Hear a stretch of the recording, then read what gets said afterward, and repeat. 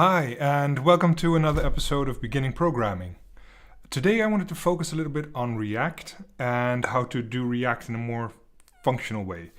But before I can start explaining the tips and tricks I have for making your React code a little bit more functional, I need to do a little introduction on React and on using Redux, especially Redux.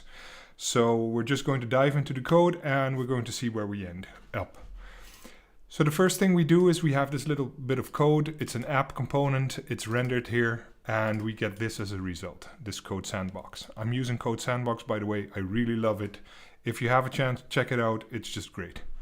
So the first thing I'm going to do is I'm going to extract this header component.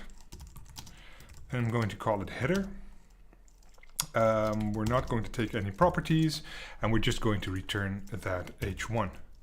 So our header is going to be like this.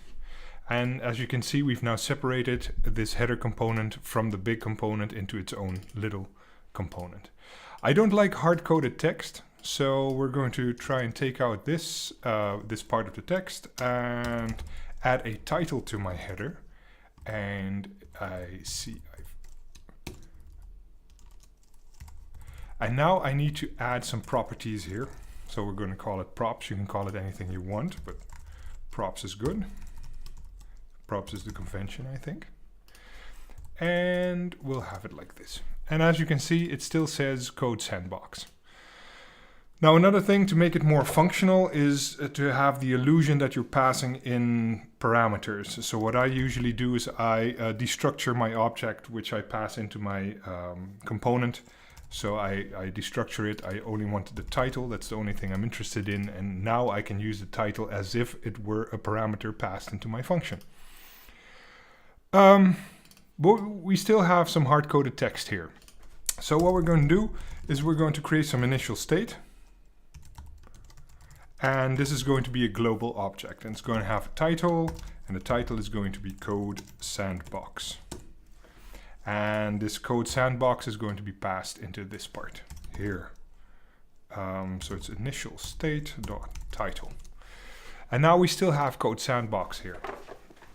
What I don't like about initial state is that it's very difficult to change it. So it's a constant. That's the first thing. I mainly use constants. Unless I'm in a loop and I want to cheat, I never use variables which I can set. So how do we do this? How do we solve this in React? Well, there is this framework called Redux, and together with React, it's React Redux, and that manages your state. So let's import our Redux. So we're going to create a store.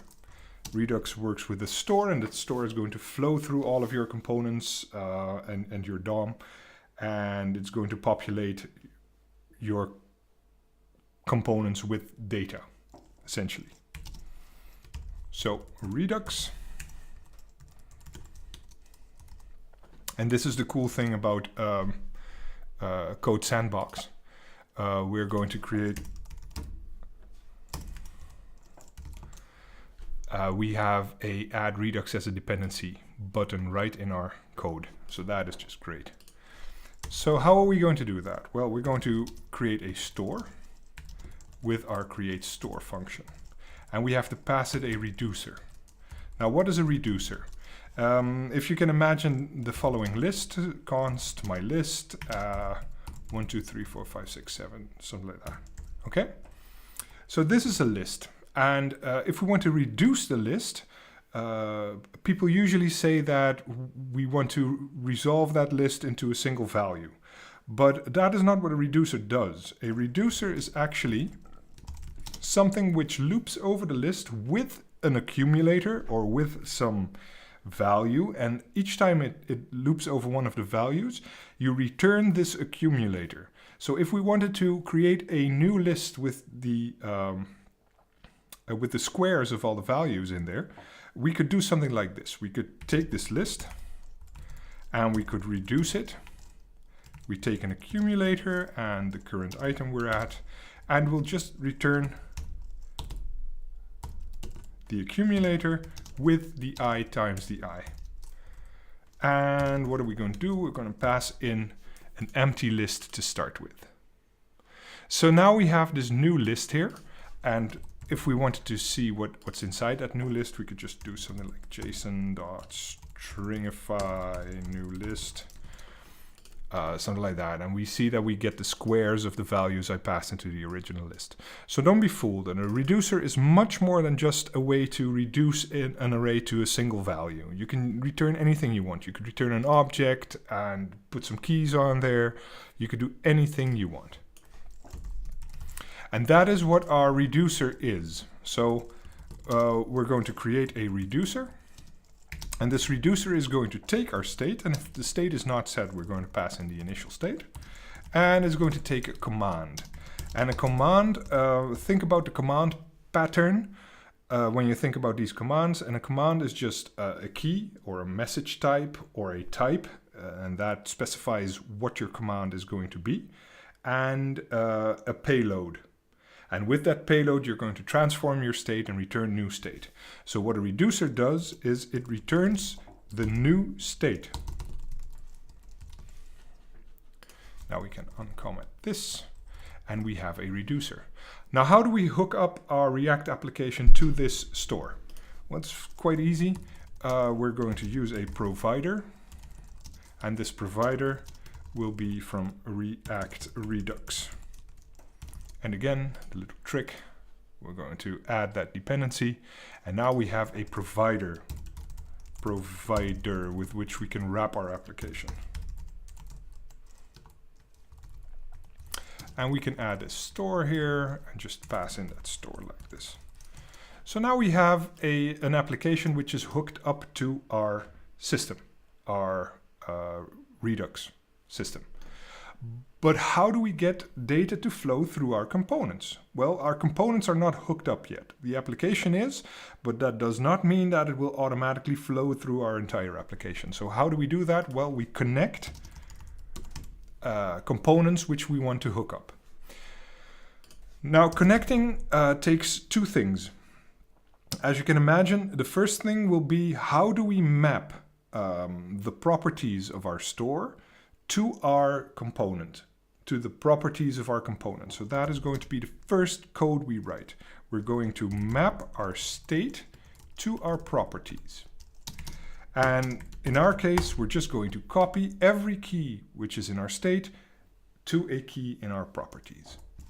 And the second thing we want to do is we want to have messages like the ones commands. We want to pass commands to our reducer.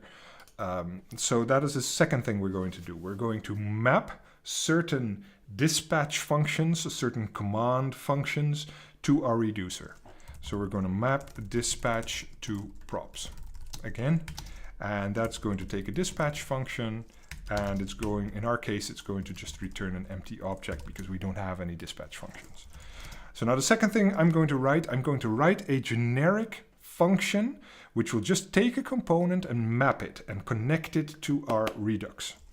So we're going to say connect my component, and it's going to take a component, and it's going to connect that, right?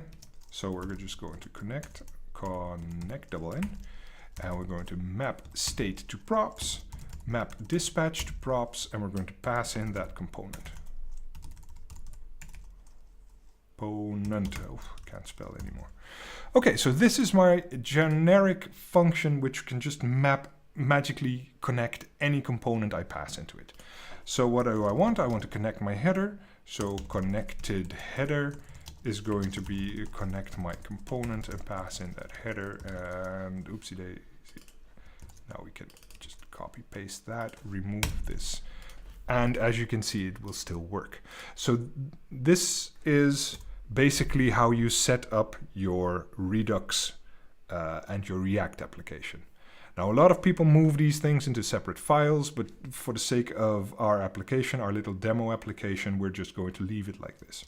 Now, the first thing you can see is that all my components are stateless components, and even more than that, all my components automatically return their the expression So what does that mean? Well, there is absolutely no way my components can manipulate state or have side effects, because they automatically return.